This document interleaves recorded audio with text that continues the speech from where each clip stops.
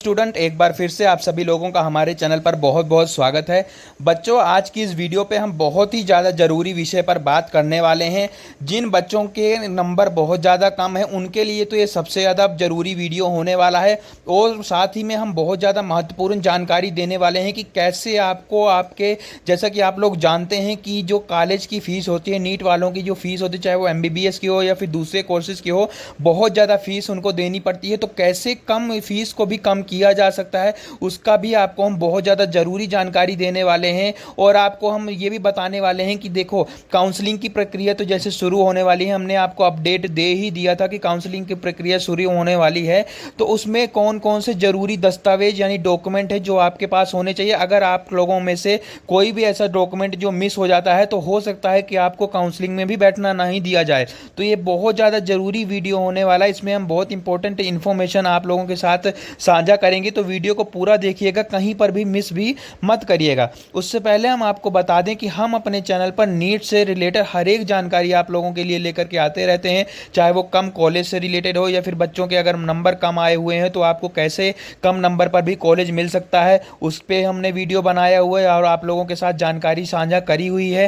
साथ ही में आपको कैसे फीस कम करवा सकते हैं, कैसे क्या कर सकते हैं, हर एक जानकारी आप लोगों के साथ, कट ऑफ से रिलेटेड जानकारी आप लोगों के साथ शेयर करते रहते हैं। तो अगर आप हमारे चैनल पर अभी अभी जुड़े हैं तो चैनल को सब्सक्राइब जरूर कर लीजिएगा, इस वीडियो को भी लाइक जरूर कर दीजिएगा। और अगर आपको किसी तरह का कोई भी डाउट आ रहा हो, आपसे कॉलेज से रिलेटेड, आपकी कट ऑफ से रिलेटेड या फिर आपको कौन सा कॉलेज मिलेगा उससे रिलेटेड, तो आप कमेंट में जरूर पूछ सकते हैं। हम ट्राई करेंगे कि आपके सवालों के जवाब देने की। तो चलिए अब वीडियो को शुरू करते हैं और आप लोगों को बताते हैं सारी जानकारी।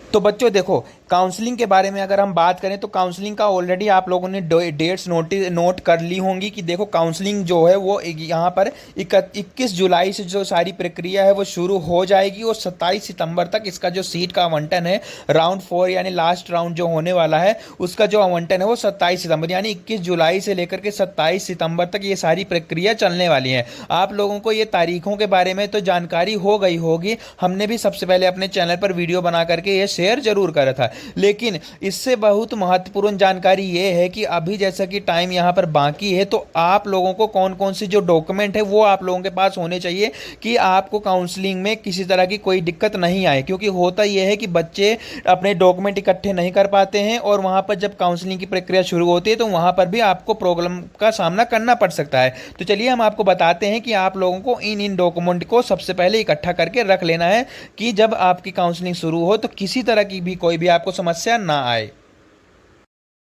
तो बच्चों देखिए, हम जो जो डॉक्यूमेंट अब यहाँ पर आप लोगों के साथ शेयर करने वाले हैं, इन डॉक्यूमेंट्स को आप नोट यहाँ पर करते रहिएगा, क्योंकि इन डॉक्यूमेंट्स का इकट्ठा करना आप लोगों के लिए बहुत ज़्यादा ज़रूरी है। तो देखिए, पहला है हाई स्कूल और इंटरमीडिएट मार्कशीट आपके पास होनी चाहिए। इसके बाद जो सेकंड है, हाई स्कूल और इंटरमीडिएट पासिंग सर्टिफिकेट भी आपके पास होना चाहिए। इसके बाद तीसरी जो अगर हम बात करें तो आइडेंटिटी प्रूफ होना चाहिए with photo, such as Aadhaar card, driving license, voter ID card, ration card, PAN card. तो ये काफ़ी ज़रूरी है। तो देखो, यहाँ पर 3 डॉक्यूमेंट जो इंपॉर्टेंट ये हो गए कि आप लोगों के पास ये सारी डॉक्यूमेंट होने चाहिए। और ID कार्ड कौन सा होना चाहिए, जिसपे आपकी फ़ोटो हो, तो यहाँ पर आधार कार्ड, ये सारी चीज़ें हो सकती हैं। इसके बाद आपका बर्थ सर्टिफिकेट भी आपके पास होना चाहिए। इसके बाद अगर हम नीचे फिर बात करें तो कैटेगरी सर्टिफिकेट भी आपके पास होना चाहिए।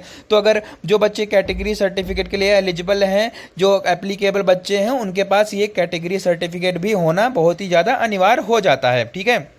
इसके बाद अगर हम बात करें EWS सर्टिफिकेट, जो तो ये जो आपको मतलब जो होता है कि कैटेगरी वाइज आपको जो भी बेनिफिट मिलता है, उसके लिए आपका ये सर्टिफिकेट होना बहुत ज़्यादा ज़रूरी है। तो EWS सर्टिफिकेट भी आपके पास हो तो ये भी बहुत ज़्यादा ज़रूरी है बच्चे। ये भी आप अपना मतलब इकट्ठा कर लीजिएगा, क्योंकि लास्ट मोमेंट के लिए आप डॉक्यूमेंट्स कोई भी मत छोड़िएगा, क्योंकि काउंसलिंग प्रोसेस स्टार्ट हो जाए और बाद में फिर आपको यहाँ पर कोई भी प्रॉब्लम आए तो इन डॉक्यूमेंट्स को आप नोट डाउन जरूर करते रहिए अपनी कॉपी में। और फिर यहाँ पर देखिए, नेक्स्ट अगर सर्टिफिकेट की बात करें तो पासपोर्ट साइज फ़ोटो, कितनी फ़ोटो आप लोगों के पास होनी चाहिए, तो आप अराउंड यहाँ पर 6 फोटोज़ आप अपने पास अरेंज करके रख लीजिएगा, पासपोर्ट साइज अपना फोटोग्राफ। इसके बाद देखिए, नीट 2025 का जो एडमिट कार्ड है वो भी आपके पास होना चाहिए। अब कई बच्चे होते हैं कि पेपर देने के बाद इतना टाइम हो जाता है, उनका एडमिट कार्ड ही गुम हो जाता है, वो लैमिनेट करवा के नहीं रखते या फिर उनका गुम हो जाता है, फट जाता है किसी तरह से। तो आप बच्चे अपना एडमिट कार्ड जो है उसको भी आप अपना मतलब रखिए, अपने पास में रखिए। इसके बाद जो है रैंक कार्ड जो है नीट 2025 का जो रैंक कार्ड है वो भी आप अपने पास रखिए।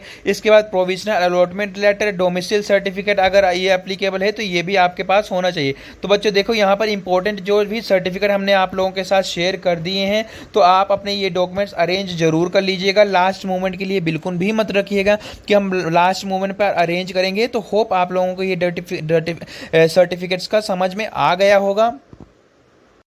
देखो सर्टिफिकेट्स के जो भी ये डॉक्यूमेंट्स है ये आपने अरेंज करने के बाद जो अब सबसे ज़्यादा ज़रूरी बात है कि वो अब देखो एमबीबीएस की जो फीस होती है वो बहुत ज़्यादा महंगी होती है, लेकिन यहाँ पर कई सारे ऐसी स्कॉलरशिप जो है वो गवर्नमेंट की तरफ से और भी बहुत सारी ऐसी स्कॉलरशिप हैं जो आप लोगों को पता होनी चाहिए। और अगर आपने इनका बेनिफिट उठा लिया तो आपको बहुत ज़्यादा डिस्काउंट और आपको स्कॉलरशिप मिल सकती है आपकी फ़ीस कम करने के लिए। तो ये बहुत ज़्यादा ज़रूरी है, इनको अच्छे से हम आपको समझाएंगे कौन कौन सी स्कॉलरशिप आप लोगों को मिल सकती हैं, कैसे आपको अप्लाई करना है। क्योंकि आप लोग जानते हैं कि जो फीस है वो बहुत ज़्यादा है और सब लोग अफोर्ड नहीं कर पाते हैं। इसलिए तो देखिए एमबीबीएस की फीस महंगी फीस से राहत है दे सकती है ये 7 प्रमुख स्कॉलरशिप। तो देखिए यहाँ पर अराउंड 7 प्रमुख स्कॉलरशिप हैं जो आपने अवेल कर ली तो आपको कहीं ना कहीं जो फीस है उसमें बहुत ज़्यादा बेनिफिट मिलने वाला है।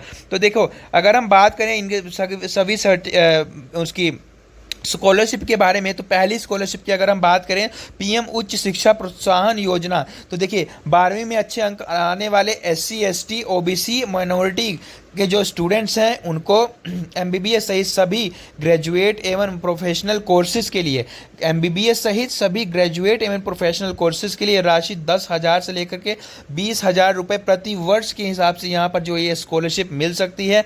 चयनित प्रक्रिया मेरिट व पारिवारिक आय के आधार पर इसको जो है आप लोगों को यहाँ पर बेनिफिट मिल सकता है। और जो ये कौन सी वेबसाइट पर ये आपको अप्लाई करना है, तो scholarship.gov.in पर आप यहाँ पर अप्लाई इस पर कर सकते हैं। इसके बाद दूसरी स्कॉलरशिप की अगर बात करें तो नेशनल स्कॉलरशिप पोर्टल स्कीम्स के यहाँ पर है जो SC ST OBC minority EWS के भी जो यहाँ पर विद्यार्थी हैं इनको भी ये मिल सकती है। और राशि जो है वो 10,000 से लेकर के 50,000 रुपये तक प्रति वर्ष की राशि यहाँ पर आपको मिल सकती है। इसमें भी एमबीबीएस समेत सभी डिग्री कोर्सेज के यहाँ पर अप्लाई किए जा सकते हैं और ऑनलाइन आवेदन किया जा सकता है। एक ही पोर्टल से सभी केंद्र और राज्य सरकार की योजनाओं तक पहुँच सकते हैं। तो ये भी वेबसाइट कौन सी है, गवर्नमेंट scholarships.gov.in पर इसको भी अप्लाई किया जा सकता है।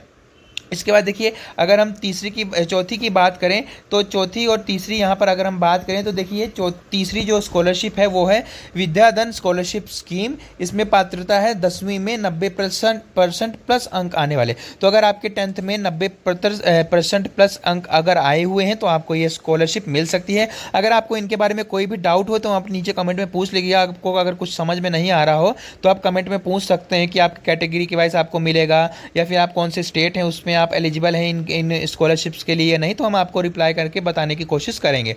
तो पारिवारिक आय 2 लाख से कम होनी चाहिए। यहाँ पर कोर्स 12वीं से लेकर के प्रोफेशनल कोर्सेज तक के लिए ये 10,000 से लेकर के 60,000 तक की स्कॉलरशिप यहाँ पर मिल सकती है। इसके बाद नेक्स्ट स्कॉलरशिप की बात करें तो AIPMST सेकेंडरी स्कॉलरशिप परीक्षा जो है इसमें आपको स्कॉलरशिप मिल सकती है। तो यहाँ पर स्कॉलरशिप प्राइवेट लिमिटेड और पात्रता नीट क्वालिफाई करने वाले MBBS BDS BAMS के जो स्टूडेंट्स हैं उनको यहाँ पर राशि 90% प्लस स्कोर और 2 साल की ट्यूशन फीस माफ। यहाँ पर बहुत बड़ी स्कॉलरशिप है बच्चों। अगर आपको यहाँ पर जैसे MBBS BDS और इन BAMS कोर्सेज के रिलेटेड बहुत सारे बच्चों को यहाँ पर एडमिशन मिलेगा और लेने वाले होंगे, तो अगर इन कोर्सेज के रिलेटेड यहाँ पर देखिए 2 साल तक की फीस माफ है, 90% प्लस कोर्स आना चाहिए और 2 साल तक की फीस माफ है कि ट्यूशन फीस माफ हो सकती है। 80-90% 1 साल की ट्यूशन फीस माफ, 70 से 80% स्टैंडर्ड लैपटॉप और 70% से कम सांत्वना लैपटॉप।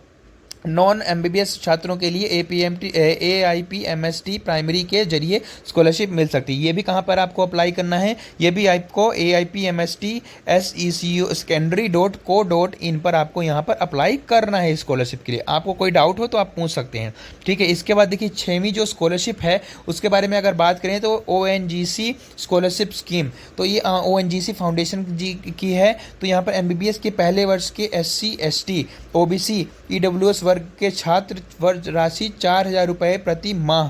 तो 4,000 रुपये प्रति माह यानी 40,000 प्लस जो है प्रति वर्ष यहाँ पर स्कॉलरशिप हो सकती है। मतलब वही 48,050 के करीब जो है स्कॉलरशिप यहाँ पर बनती है पूरे साल की, और 4,000 रुपये प्रति माह यहाँ पर है। तो वार्षिक पारिवारिक आय 2 लाख से कम होनी चाहिए, और चयनिक शैक्षणिक मेरिट व आय आधार पर चयन इसमें होता है। ONGC scholar.org पर आप इस पर अप्लाई कर सकते हैं। और 7th जो स्कॉलरशिप है वो IOCL लिमिटेड है। तो Indian oil education scholarship, MBBS के पहले वर्ष के छात्र, आय 1 लाख से रुपये से कम, राशि 3,000 रुपये प्रति माह, 4 वर्षों तक, लाभार्थी संख्या लगभग 2600 छात्र प्रति वर्ष, और नवीनता रिन्यूअल के लिए हर साल अच्छे अकादमिक प्रदर्शन की ज़रूरत। तो जो आपको रिन्यूअल करना है तो इसके लिए आपको हर साल जो है एकेडमिक में जो है अच्छे स्कोर आने चाहिए। तो ये बच्चों काफ़ी जो अच्छी स्कॉलरशिप्स हैं, और बहुत सारे बच्चों को इनकी जानकारी नहीं होती है कि कैसे अवेल करना है, कैसे अवेल नहीं करना है। तो ये आपको काफ़ी बेनिफिट दे सकती हैं आपको जो है कोर्सेज़ में एडमिशन लेने के लिए बच्चों। बाकी आपको अगर किसी तरह का कोई डाउट हो तो आप नीचे कमेंट में पूछ सकते हैं, आपका रिप्लाई करके आपके जो है समस्याओं का हल देने की पूरी कोशिश करेंगे। बाकी आपको और भी कोई भी सवाल पूछना हो आपके एडमिशन से रिलेटेड, या फिर आपकी काउंसलिंग से रिलेटेड, या फिर आपकी कट ऑफ के आधार पर नंबर कम आए हैं तो कौन सा आपको कॉलेज मिलेगा, वो भी आप कमेंट में ज़रूर पूछ लीजिएगा। वीडियो को लाइक ज़रूर कर दीजिएगा, और अपने फ्रेंड्स के साथ भी शेयर ज़रूर कर दीजिएगा। बच्चों इस वीडियो में इतना ही, जल्दी मिलेंगे आपसे एक और वीडियो के साथ। तब तक आप सभी का बहुत बहुत धन्यवाद।